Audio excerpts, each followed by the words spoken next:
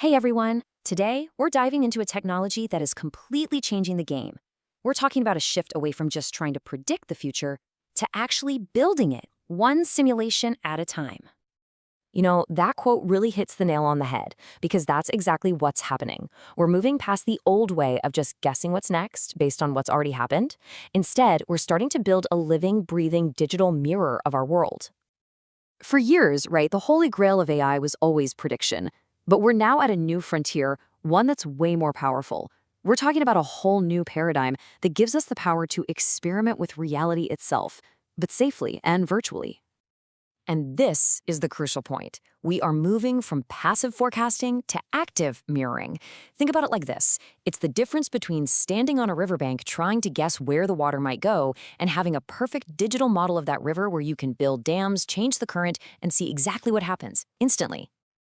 So, this powerful new approach, it has a name. It's called a digital twin. But what exactly is it? The key word here, and you really got to focus on this one, is dynamic. This is not a static blueprint. It's not just a 3D model. No way. A digital twin is a live simulation. It's constantly being fed real-time data from sensors, from operational logs, from market conditions, allowing it to learn and evolve right alongside its real-world counterpart. And here's where you can really see the massive leap we're taking. The old way was all about looking backward to make an educated guess. The new way, it lets us ask proactive, powerful questions. We're shifting from asking, what might our sales be next quarter, to asking, what happens to our entire supply chain if a major shipping port shuts down for 48 hours? It is a complete game changer. So, how in the world is any of this even possible? Well, the magic really lies in how three key pillars of modern AI are all coming together. Okay, so it all starts with large language models. Think of these as the brain. They can understand what we want just from plain everyday language. Then you've got generative AI, which acts as the world builder. It takes our intent and just spins up countless complex scenarios based on all that real-time data.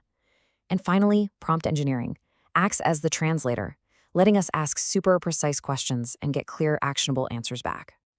Now, this isn't just theory, okay? This stuff is already out there creating incredible value.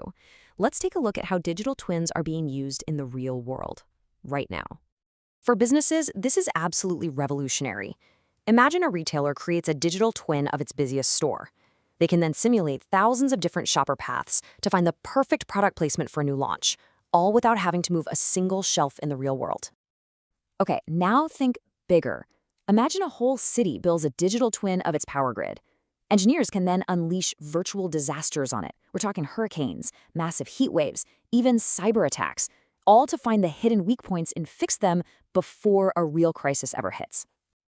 And check this out. This is a really fascinating one. Using one AI to audit another. By creating a digital twin of, say, the environment for a self-driving car, we can safely stress test its AI brain across millions of simulated miles. It's like a controlled sandbox for hunting down flaws before that car ever hits a real road. So all of these powerful applications, they're showing us this whole new frontier. And you know what the most exciting part is? You don't just have to sit on the sidelines and watch. This tech is an open invitation for all of us to help build what comes next. A fantastic example of this collaborative spirit is something called Pond2AI. It's a hackathon-style challenge where innovators can take their ideas from just a concept on paper to a working prototype, using AI and digital twin simulations to actually bring them to life. And this whole approach is really culminating in initiatives like the Digital Twin Cohort, which is set to launch in January 2026. This isn't just a course, it's a volunteer group of leaders, engineers, and innovators all coming together to build a brand new ecosystem. Their goal is profound: learn how to build the future before it actually happens. So, that really leaves us with one final thought. This technology gives us a sandbox for reality itself. If you had the power to create a perfect digital mirror of anything in your world, your company, your community, maybe even a personal goal, what would you choose? What would you simulate, test, and ultimately change for the better? The tools are here. The only question is, what are we going to build?